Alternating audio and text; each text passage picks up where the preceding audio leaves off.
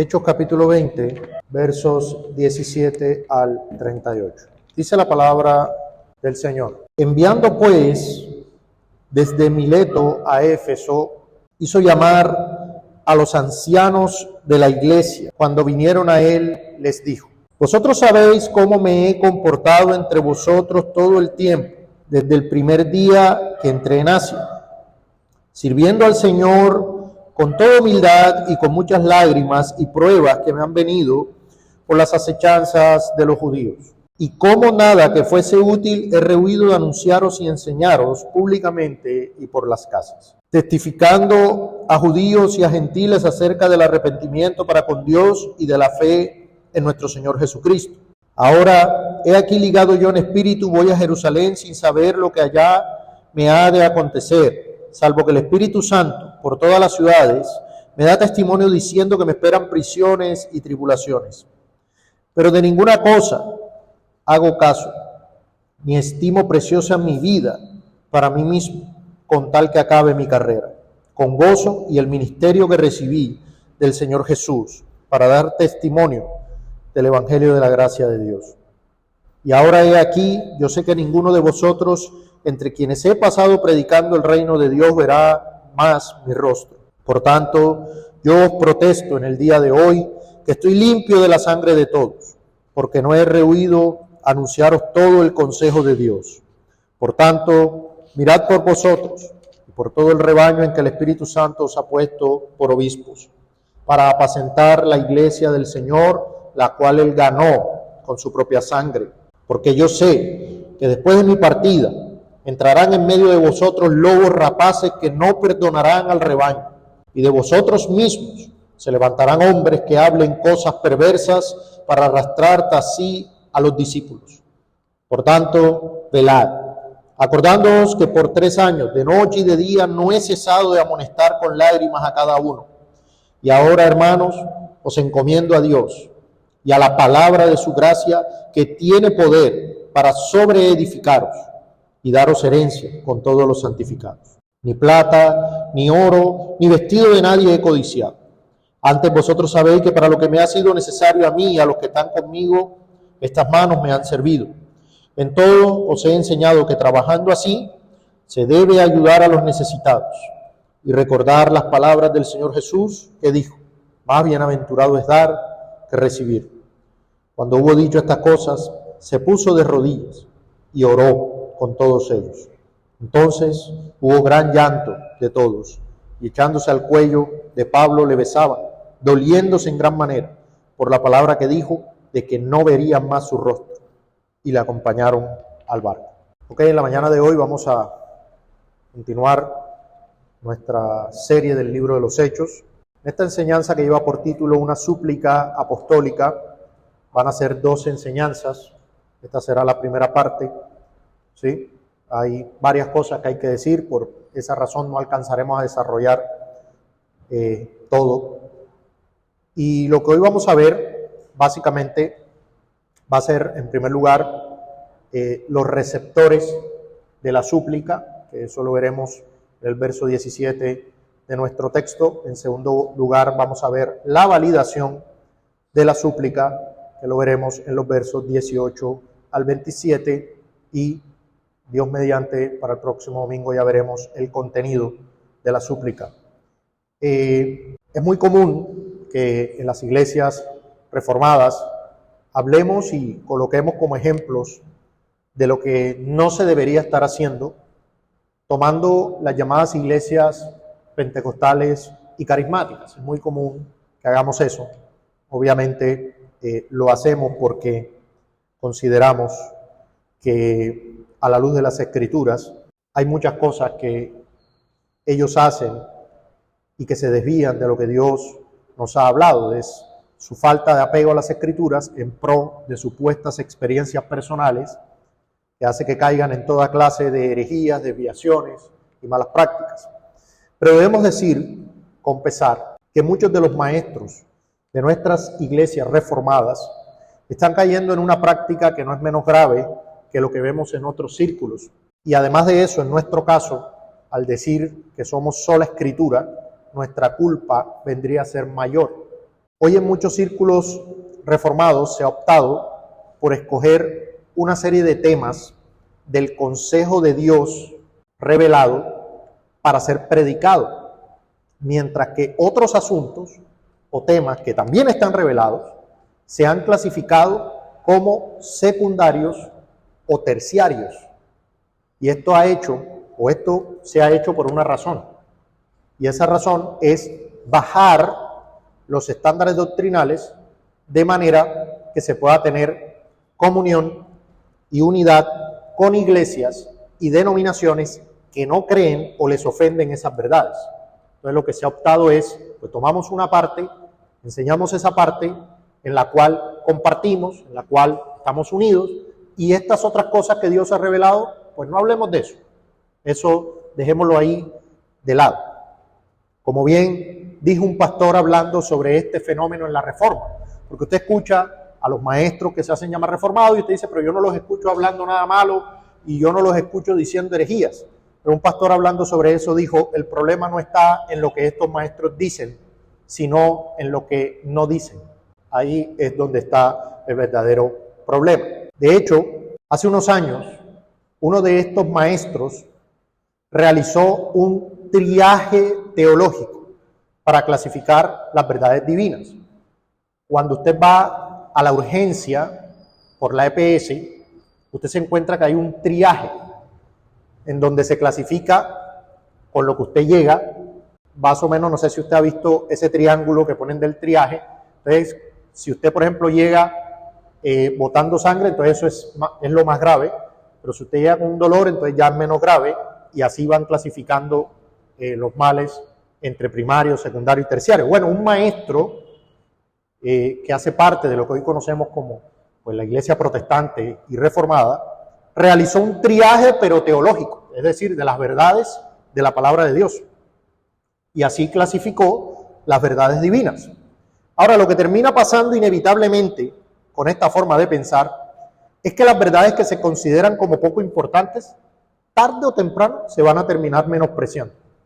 Y con el tiempo, el terreno para la incubación de falsas doctrinas y falsos maestros queda preparado. O sea, cuando esto se hace, cuando algo del consejo de Dios se desecha, queda el terreno listo y abonado para que de dentro de la iglesia surjan falsas doctrinas y falsos maestros. Sobre esto es lo que el apóstol Pablo, en su despedida a los ancianos en Éfeso, a la iglesia en Éfeso, advirtió.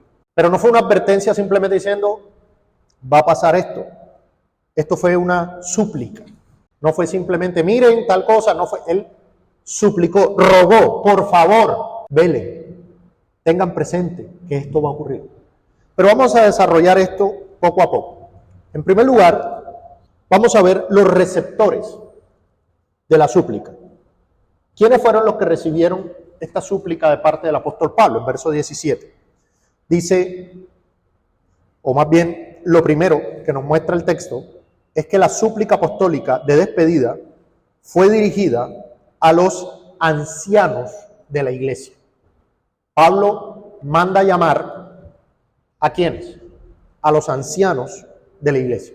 Y esto parece algo sencillo, ¿sí? Parece algo de poca importancia, pero a la luz de lo que pasa en las iglesias de nuestro tiempo, no es de poca importancia. No es para nada de poca importancia. El gobierno representativo de la iglesia, a través de ancianos, es una de las doctrinas perdidas en el tiempo en la iglesia. ¿Cómo debe ser el gobierno de la iglesia? ¿Cómo se maneja la iglesia? ¿Qué ha dicho Cristo, la cabeza de la iglesia, sobre cómo debe gobernarse la iglesia local? Bueno, lo que vemos en las Sagradas Escrituras es que esto debería ser un gobierno representativo a través de ancianos. Pero hoy tenemos iglesias que se gobiernan de otras formas, a través de una junta que contrata un pastor, otras se gobiernan a través de un modelo jerárquico que a veces termina instituciones más amplias o, en el caso del catolicismo romano, termina en un solo hombre que tiene toda la autoridad, y otras iglesias se gobiernan por pura democracia, ¿sí? Ahí se reúne la iglesia y toman las decisiones todas las decisiones a pura votación. En nuestro contexto latino, lo más común es hablar de una pareja pastoral. Usted va a las iglesias, hay una pareja pastoral compuesta por hombre y mujer, el pastor y la pastora, y ese es, o así es como se gobierna la iglesia. Y estos pastores de las iglesias son básicamente infalibles, ¿sí? Hay una doctrina católico-romana que se llama la infalibilidad papal, que es que si el papa habla, pues eso es infalible, él no se puede equivocar. Eso lo descubrieron 1800 años después, pero igual lo creen. Pero hoy en las iglesias llamadas evangélicas, pentecostales, carismáticas, tienen la misma creencia, que los pastores que están allí, pues lo que ellos dicen es palabra de Dios y la gente hace las cosas porque el pastor lo dice.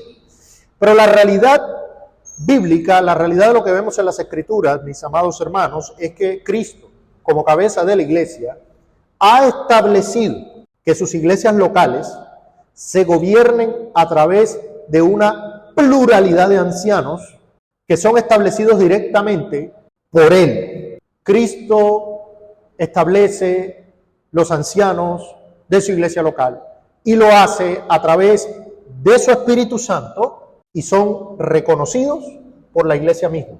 No es que la iglesia los elige, no, la iglesia reconoce lo que ya Cristo hace a través de su Espíritu. Notemos que el apóstol Pablo no manda a llamar a los apóstoles, los nuevos apóstoles, los sucesores apostólicos de ellos o de él. Tampoco manda a llamar a los profetas.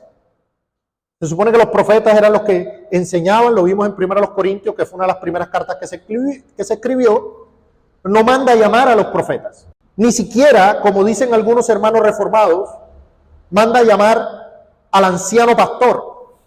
Hay hermanos reformados que dicen que sí, los ancianos, pero hay un anciano pastor, que es el principal. No manda a llamar a ese. Pablo manda a llamar al cuerpo gobernante compuesto no por un solo hombre, sino por ancianos, plural. Este grupo, mire, por lo menos eran 3. Usted dice, no, pero ¿por qué no 2? Vamos al verso 37 y uno ve que estos ancianos, todos ellos se arrojaban sobre Pablo y le besaban. O sea, no eran 2, eran mínimo 3.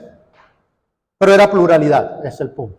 Este es el modelo de Dios para el gobierno de su iglesia. Y esto lo vemos por todo el Nuevo Testamento. En Hechos capítulo 14, por ejemplo, en verso 23, ya pasamos por allí.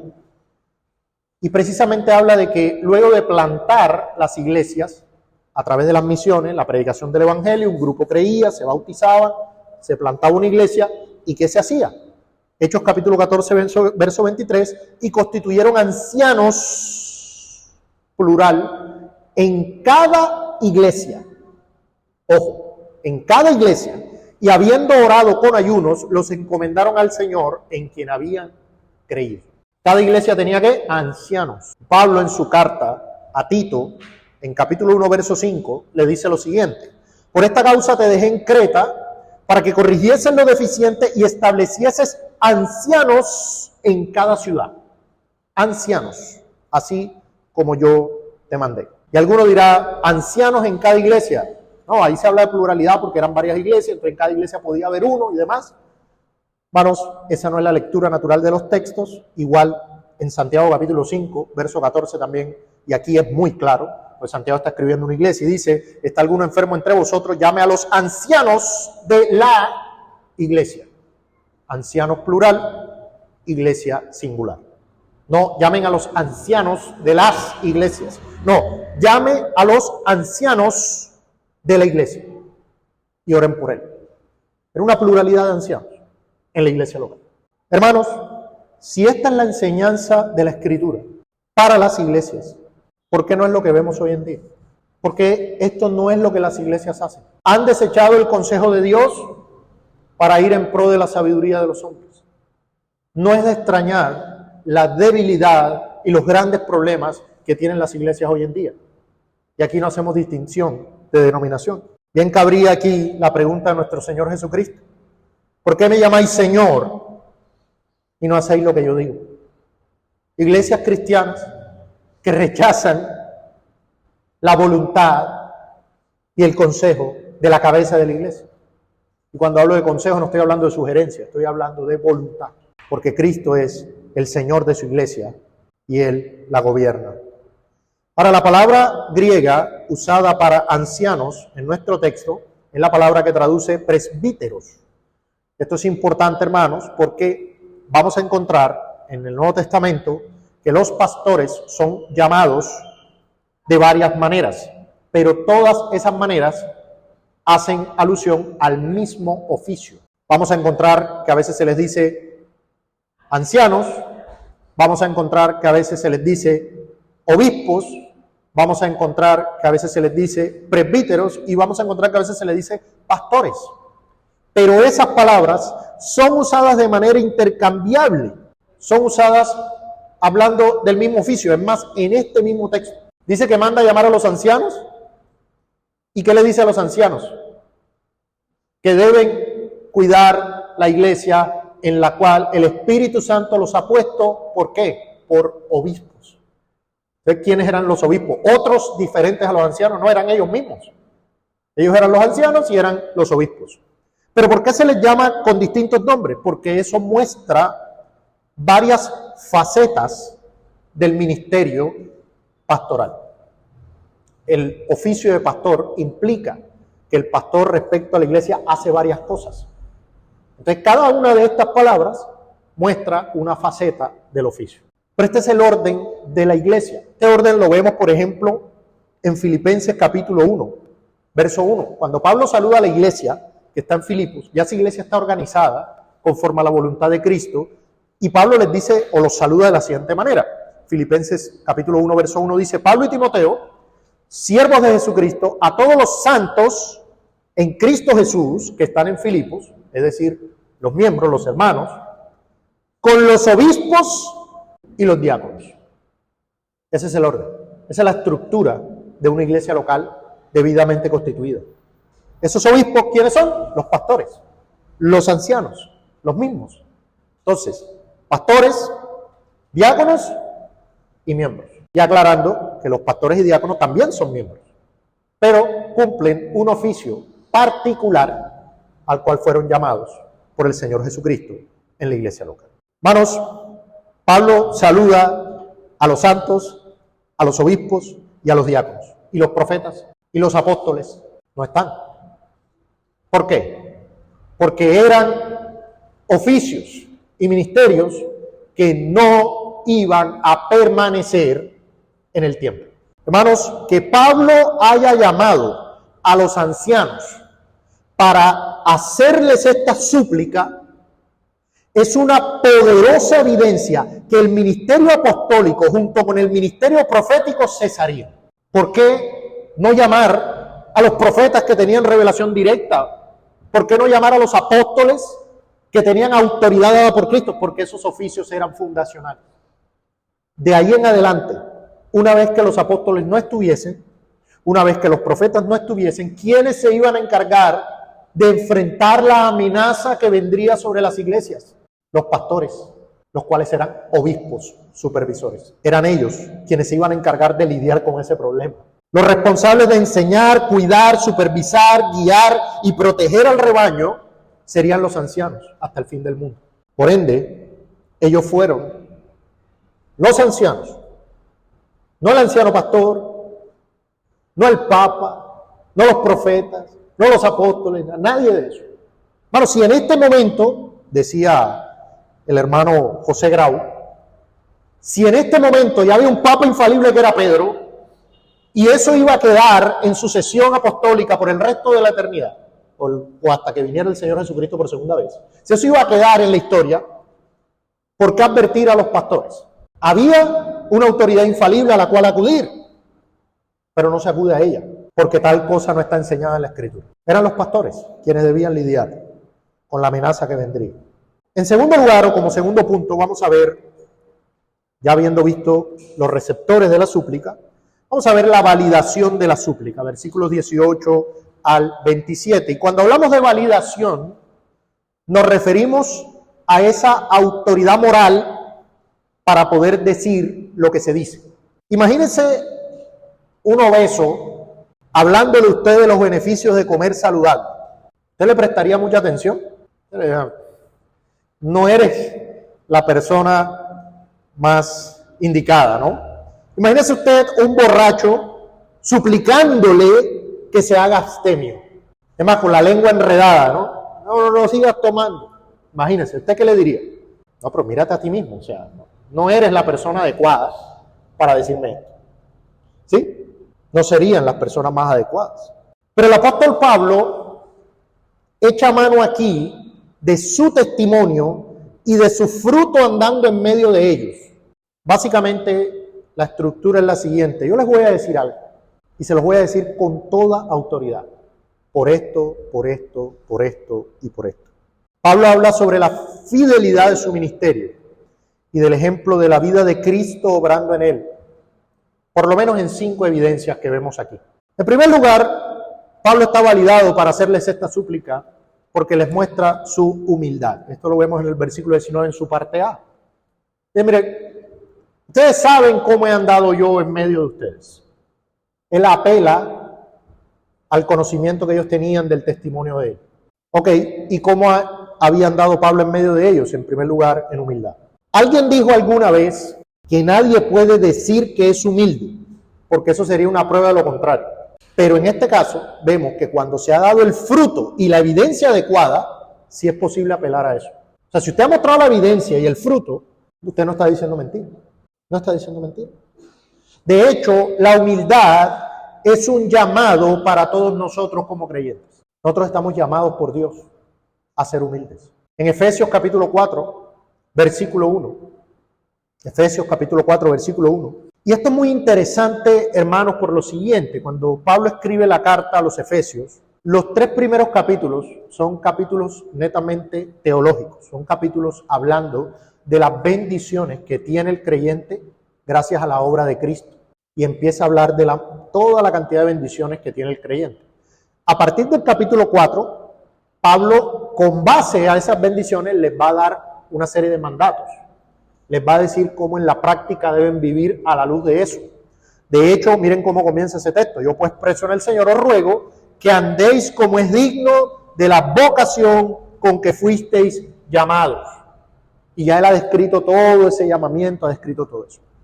Pero lo interesante, hermanos, es que después de 3 capítulos describiendo las bendiciones de Dios en Cristo en favor del creyente, ¿cuál es el primer mandamiento que Pablo les muestra a los creyentes en la iglesia en Éfeso? ¿Cómo deben andar? Bueno, como es digno de la vocación. Ok, ¿y eso cómo se hace? Con toda humildad, es lo primero. Con toda humildad y mansedumbre. Y usted dice, ok, lo entiendo, humildad y mansedumbre, pero una cosa es entenderlo y otra cosa es hacerlo. Porque hacerlo implica soportándoos con paciencia los unos a los otros en amor. Bueno, la humildad no es simplemente decir soy humilde o entiendo la humildad. La humildad tiene fruto. Y uno de los frutos de la humildad, ¿cuál es? Que usted soporta a sus hermanos en amor. Si usted no soporta a sus hermanos en amor, si usted es soberbio, orgulloso, iracundo con sus hermanos, usted no está andando en humildad. Usted está andando en orgullo. Hermanos, si el orgullo no debe ser aceptable ni en un ministro del Señor Jesús como Pablo, ni tampoco en el andar de ningún creyente. El orgullo es un pecado que ofende a Dios y que debe ser mortificado con la ayuda de la gracia. 6 cosas aborrece el Señor, aún 7 abomina su alma. ¿Cuál es la primera? Los ojos altivos. Cuando usted se pone en ese pedestal, en esa posición, mira a sus hermanos inferiores a usted y usted mira a ese pecador. ¿Sabe cómo usted, una de las muestras de lo orgulloso que somos? Usted se escucha un sermón bien tremendo y usted dice, ese es para el hermano tal. Ojalá mi hermano tal lo hubiese escuchado. Pero usted nunca ve su pecado. No, eso es para mí. Yo soy ese, yo soy así. En humildad, en humildad. Somos buenos, hermanos, para ver el pecado de otros, pero no para ver el nuestro. El Señor nos ayude con eso. En segundo lugar, el apóstol Pablo muestra su sufrimiento. Versículo 19, parte B. Pablo, como ministro del Señor, sufrió muchas persecuciones pero al perseverar en medio de ella mostró su fidelidad a Cristo. Hermanos, como creyentes también debemos estar dispuestos a soportar las pruebas que nos sobrevengan por causa del Evangelio. En Mateo capítulo 5, verso 11, el Señor Jesucristo dijo: bienaventurado soy cuando por mi causa os vituperen y os persigan y digan toda clase de mal contra vosotros mintiendo. Gozaos y alegraos porque vuestro galardón es grande en los cielos, porque así persiguieron a los profetas que fueron antes de vosotros. Lo tercero que Pablo muestra para validar que él podía hacerles esta súplica es su enfoque evangélico. En versos 20 al 21, Pablo afirma que con valentía él no rehuyó a enseñar el mensaje que le fue encomendado, el cual es el evangelio de la gracia. Ahora, es muy interesante, hermanos, que como su enfoque principal, hablando del evangelio, el apóstol menciona el arrepentimiento y la fe en Cristo. Yo no he rehuido a enseñar nada, o más bien todo lo que es útil, lo he enseñado. Pero ¿cuál es el foco, la esencia, el centro de esa enseñanza? El arrepentimiento para con Dios y la fe en el Señor Jesucristo. Si usted quiere ser un creyente, miren, el mensaje del Evangelio es contundente y claro, no es oscuro y confuso.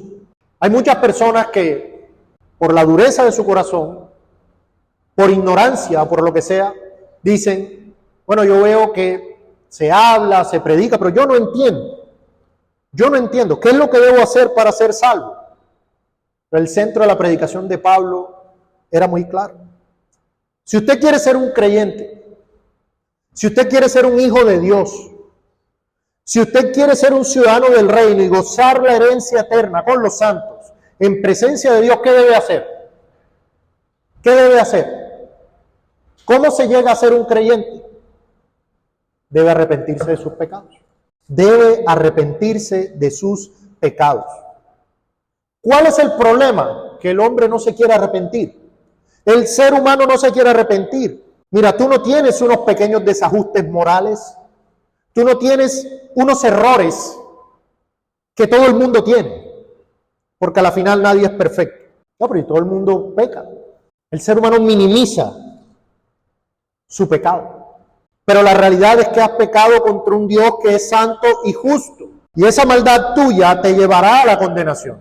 Pero si hoy reconoces de corazón que has pecado, que has sido borracho, que has sido adúltero, que has sido mentiroso, que has sido chismoso, que has sido calumniador, que has sido iracundo, que has sido idólatra, y corres a la justicia de Jesucristo, el Hijo de Dios, y a su obra en la cruz del Calvario, todos esos pecados serán perdonados. Y así vienes a ser un hijo de Dios. Arrepentimiento y fe. Ese era el centro de la predicación apostólica. La cuenta quedará saldada hasta el último cuadrante y serás un hijo de Dios. Arrepiéntete de tus pecados y cree en el Señor Jesucristo. Ese era el mensaje de Pablo. No importaba si eran judíos, no importaba si eran gentiles. Ahí Pablo lo dice. El evangelio eterno de la gracia de Dios en favor de pecadores miserables como nosotros en la obra de Cristo Jesús. Ese era el evangelio. Ese es el evangelio. Por eso era que Pablo podía decir, como escribió a los Corintios en 1 Corintios capítulo 2, verso 2, pues me propuse no saber entre vosotros cosa alguna, sino a Jesucristo y a este crucificado. Ese era el mensaje del evangelio. Además de eso, Pablo habla acerca de su fidelidad en su propósito. Esto lo vemos en los versos 22 al 25. Pablo afirma que a pesar de conocer las dificultades, problemas y persecuciones que aún le esperaban, nada de eso importaba, con tal de cumplir su propósito y el ministerio que recibió del Señor Jesús. Eso era lo único que importaba para él. Notemos además la guía constante del Espíritu Santo. Él decía, el Espíritu Santo me muestra que pasará esto, pero no importa. Yo tengo un propósito, yo tengo un llamado y mi vida es para eso, no para ninguna otra cosa. Hermanos, esta es la diferencia cuando alguien tiene claro su propósito. Hermanos, comentaba el puritano Matthew Henry que el propósito de nuestra vida es prepararnos para la gloria. Mire, les voy a decir algo, hermanos. En el mundo, los únicos que tienen claro su propósito son los cristianos. Son los únicos que tienen claro su propósito. ¿Por qué? Porque este propósito nos ha sido revelado. El ser humano está constantemente buscando su propósito. Él quiere saber por qué está vivo, para qué. Y busca aquí, busca allá y se pone propósitos subjetivos. No tiene idea. Cuando logra una cosa, se da cuenta que está vacío. Entonces busca otra. Y cuando busca esa otra, se da cuenta que está vacío. Y así sucesivamente. Nunca encuentra su propósito. Pero el creyente tiene un propósito claro. Claro. ¿Y cuál es ese propósito? Dios quiere que seamos santos. Dios quiere que le glorifiquemos. Dios quiere que vivamos para su gloria. Y eso debería llevarnos a vivir de una forma más plena. Pablo decía, yo no estimo mi vida valiosa sino para esto, para cumplir lo que Cristo me ha encomendado. Las hermanas muchas veces viven su día a día y por una conformidad al mundo que hizo metástasis y que uno no se da cuenta, no lo ve, pero que está ahí. Muchas veces no encuentran propósito en su llamado. ¿Sí? O sea, un círculo que dicen, esto no tiene sentido. Me levanto, limpio la casa, atiendo a los niños, hago la comida, llega la noche, al día siguiente me levanto, limpio la casa, limpio los niños, tal, o sea, lo mismo. Y dice, ¿cuál es el propósito? ¿Cuál es mi propósito? Hermano, esa es tu gloria. Porque Dios te llamó a eso. Entonces, haciendo eso, tú lo glorificas. Hermano, nuestro propósito es ser santos. Tener comunión con Cristo y ser más como Cristo.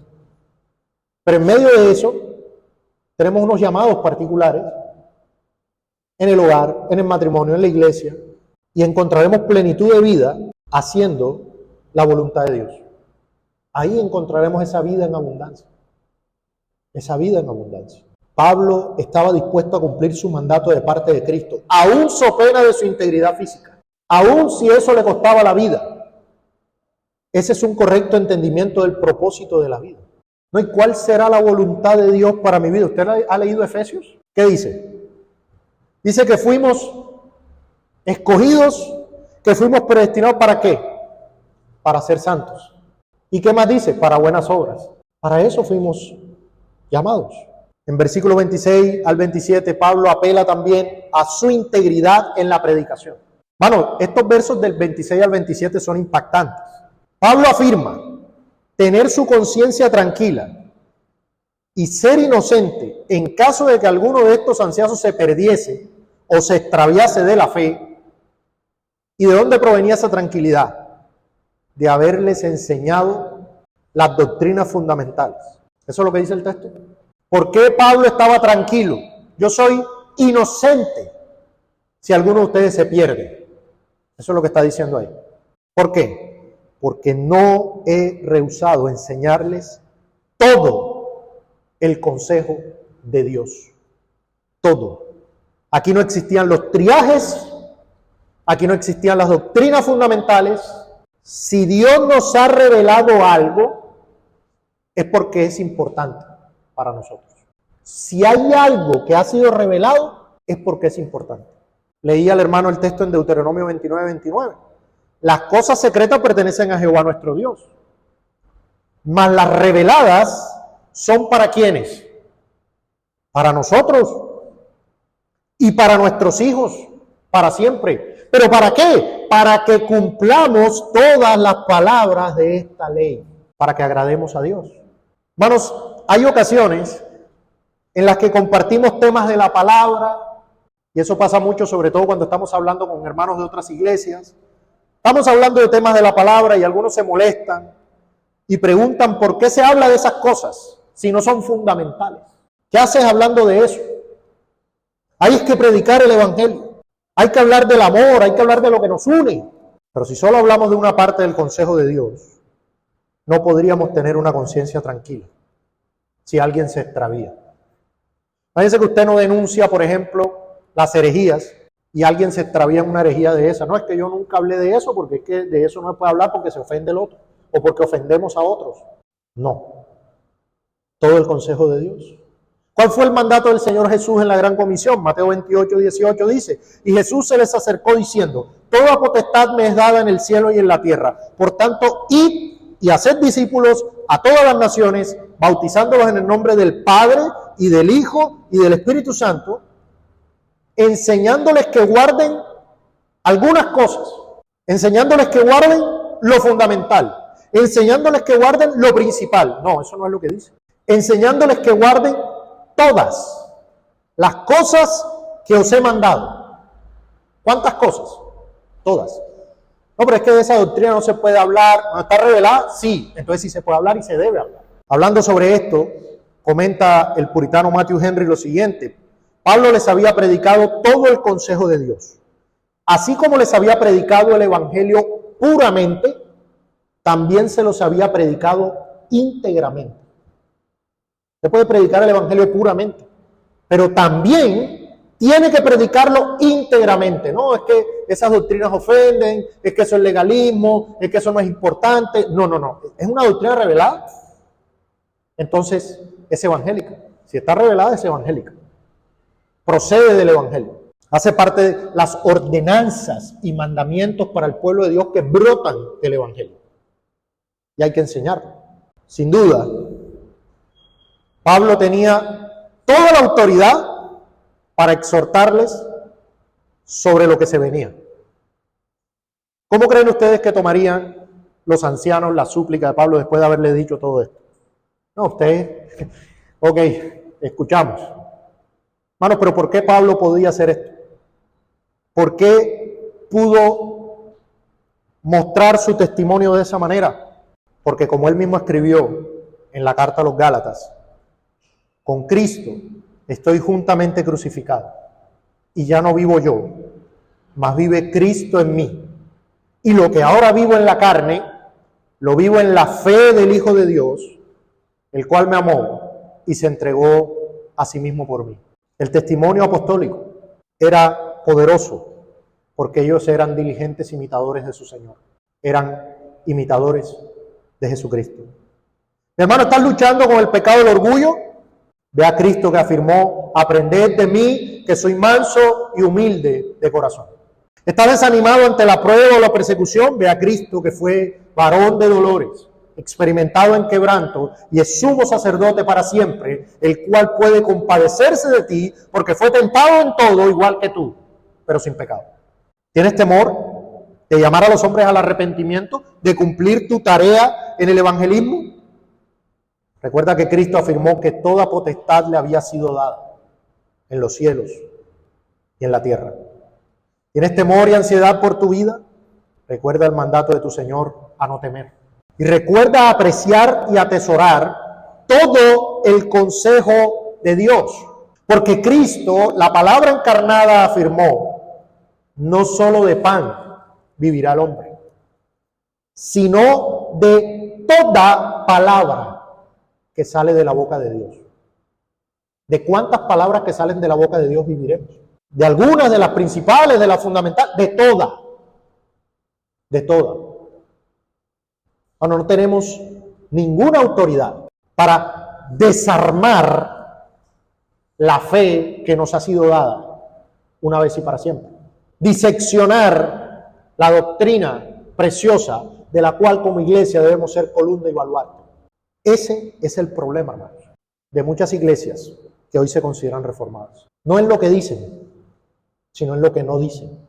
Y eso nos ha llevado a la confusión, al error y a que el evangelio de Cristo sufra oprobio. Pablo estaba más que validado para suplicar a los ancianos con el ruego que veremos en la próxima enseñanza, pero la razón principal era porque era un diligente imitador de su Señor. Unas aplicaciones para finalizar.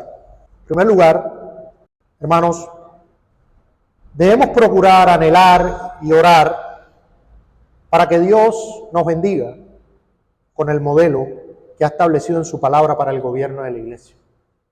Esa debe ser una oración permanente, constante, ferviente de esta iglesia local.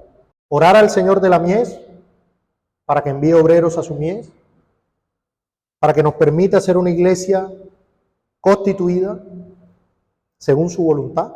Ninguna oración sobre este asunto es poca en la iglesia. En segundo lugar, debemos cultivar un carácter santo que nos valide a exhortar a nuestros hermanos con mayor influencia. Porque muchas veces, hermanos, en la iglesia hay hermanos, por decirlo de alguna manera, que no nos copian. No estamos aquí justificando el pecado. Si un hermano me exhorta, yo debería oírlo. Pero muchas veces no somos tan efectivos, muchas veces no somos tan eficientes, porque nuestro testimonio, nuestro fruto no valida lo que estamos diciendo. El Señor Jesucristo dijo que primero sacáramos la viga del ojo nuestro para luego ir y sacar la paja del ojo del hermano. ¿Por qué en la iglesia local hay tan poca exhortación? Porque no soy diligente sacando mi viga. Entonces yo sé que no puedo ir a sacar la paja. Yo soy bueno viendo aquello, pero no saco mi viga. Hermanos, debemos crecer en santificación y bendecir a nuestros hermanos con exhortación. ¿Cómo llego yo donde un hermano o donde una hermana y le digo, hermana, ojo con ese pecado de la ira, mira cómo te pones, eso no glorifica a Dios? Y no he terminado de hablar cuando ya exploto por acá enseguida con mis hijos o cualquier cosa y va a decir el hermano o la hermana, pero ¿qué es eso? O sea, me acabas de decir esto y ya mira lo que estás haciendo. Debemos cultivar un carácter santo, pues porque Dios lo manda, pero también porque eso nos ayuda a edificar a nuestros hermanos.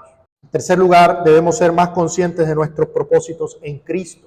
Nosotros, y lo hablábamos hace un tiempo, acerca del tema de la enfermedad. ¿Por qué la enfermedad nos preocupa tanto? ¿Por qué la muerte nos preocupa tanto? No es por intereses del reino, generalmente es por intereses egoístas.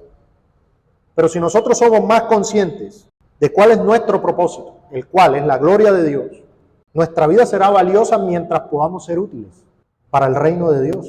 Hermanos, tener nuestro propósito claro nos dará gozo, plenitud de vida.